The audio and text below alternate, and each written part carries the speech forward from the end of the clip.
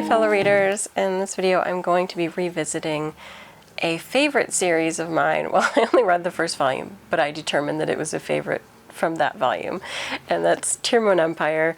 So as a bonus read, I had picked up Tearmoon Empire Volume 2 because I was tired of waiting to pull it for one of my light novel picks, and I was done with my light novels, so I grabbed Volume 2 of Tearmoon Empire because I wanted to see where the story went. So quickly from the back for this volume, it's the summer holidays and Mia's on a roll. Ever since the spoiled princess of Tearmoon leapt through time and restarted life as a 12-year-old, everything's been going her way. Leveraging her memory of future events and, unwittingly, the delusions of those around her, she secures a source of wheat for the coming famine and prevents civil war from breaking out. She even manages to avert her own grisly death by guillotine, erasing from existence the very diary that foretold her doom. But once again, the dreaded word revolution reaches her ears. Only this time, it's not in Tearmoon. She's horrified to learn that a popular uprising in Remno is threatening that kingdom's stability. To make matters worse, Abel, her princely sweetheart, is trapped at the center of the chaos. Should she brave danger to mount a rescue, or sit safe in the comfort of her own castle? Freed from the curse of the guillotine and faced with uncertain future, what path will Mia choose? So, yep, this is Volume 2. We move right into it. What I liked in the beginning of this is that Mia is reading an update to her diary. So she's still able to see bits of the future at certain times.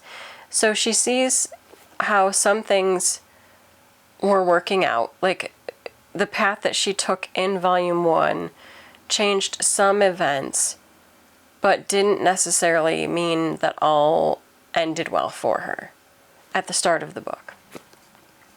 And so due to that, she starts making other changes and preparations. And this all leads into the main events of the second book, which is essentially what's described here. So it kind of took away some of the thunder. But yeah, she ends up, in her quest to kind of fix things, there's all the... Okay, I'm going to say this is part of what I had a little bit of problems with for this volume, because I think the first one had much more clear direction and I think better character interaction than in this one. This one I felt like there was a lot that was... Like, it all came together in the end, for sure. But there was a lot that went like, we go here, and then we have to go here, and then we have to go here, and then finally we end up here. But it's like almost more vignetted, which maybe if it were released in like the online chapters or something, it would make better flow. But I think in this, it kind of dragged in places. So first, which also follows one of the paths that led to her death, she ends up heading to stop this, I think it was deforestation that's happening right near this one kingdom, which I'm trying to remember which friend it was, but she has the one friend. But anyway, this is her friend? I don't know. Anyway, she goes to stop the threat that's happening there. And it also kind of stops another threat, because there's like the main general captain guy, I don't remember, he's some military officer, that she knows that in the future he helps to lead the rebellion or execution. I think he's our executioner, if I'm correct. But he is like a military person. So this is kind of serving two paths. One, she wants to try to get him to not kill her, but two, also she's trying to stop that whole impact on that land. So she's got to get the military out of there to protect that forest and the forest woods and the people that are native to that. So she wants them to get away from each other before there is a big battle, and then it's blamed on her, and there's impact with the whole upcoming famine. So that's like where we're dragged first. And then once that's resolved, then we get the bigger threat that's happening in Remno and this whole revolution thing. And then she sets off on a voyage there. And then all of this stuff happens and they get separated and Mia meets more of like the revolutionary camp. I don't think she told anybody who she was, or at least not right away. Because I think there would have been more aggression toward her. But anyway, she wants to know who these leaders are for the rebellion because she's hoping to find a way to stop this, because that also won't turn out well for her. And I don't know, again, some of it dragged. Not gonna lie. I was a little bit disappointed. I did like once we do reunite with some of the other characters that we know, including when she meets more with Abel and seeing their interaction and hearing more about them. Like, they've been exchanging letters with one another, and it's really cute, and they're really awkward and cute with one another, because again, they're young. So we're not talking about the do-over damsel. We're talking about two kids who are really awkward and cute. And it doesn't matter that Mia is reincarnated. She acts more like an awkward kid, which I appreciate. So we do get some of that cute banter. The overall story's not bad.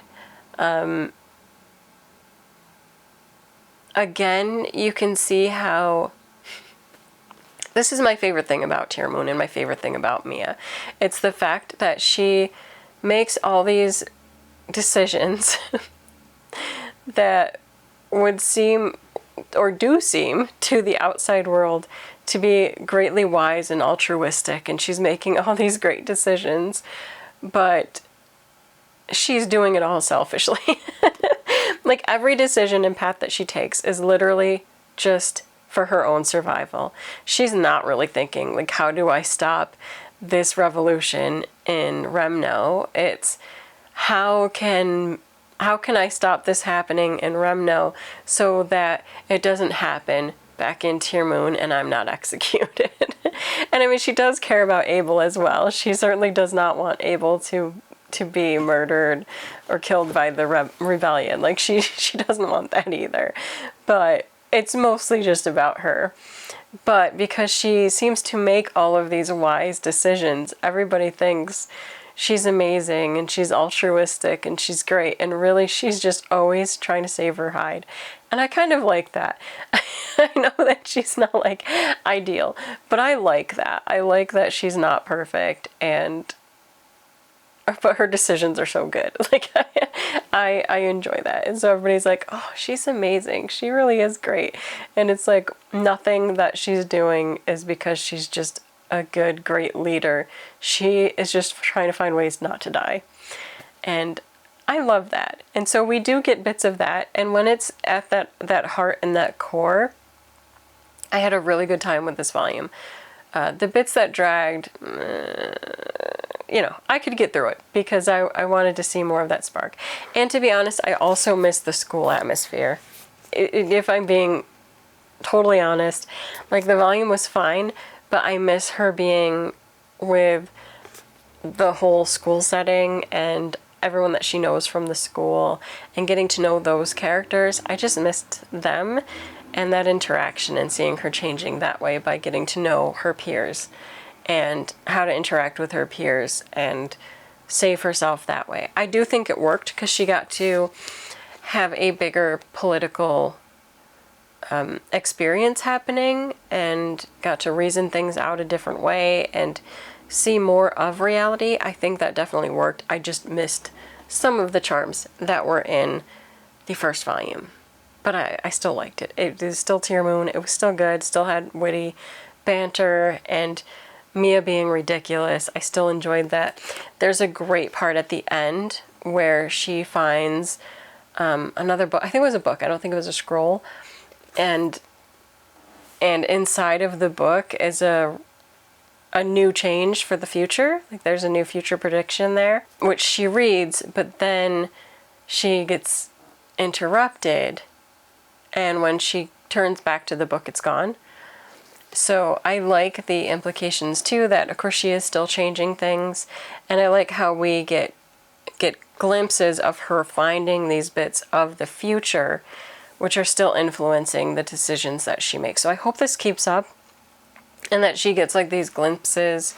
Like, for one, I'm hoping that like her journal, her personal journal, will continue to change, like, so that you get that impetus for that volume, if that makes sense. So like she's reading it and she sees like, oh, this happens and it's going to lead to that. So now I better go and check on this thing and do that, because I think that's a good way to keep Mia on her toes and making the right decisions. Now, the ending of this one didn't have a negative end, I guess, for her, but she didn't necessarily seem totally sold on it, so I don't know what that's going to mean for the third volume. But it was fun getting to visit the world again, see where it's headed. I'm kind of intrigued by how long this can go on, because it seemed to cover a lot, and the end of this one, like I said before, I think that she's going to get things change as she takes action, and she's going to get glimpses of that changing the future, and then she'll have to course correct. But I'm just saying, where this ended, there was like a fine ending, and there wouldn't seem to be an impetus to change things unless she just didn't fully like the ending that she got.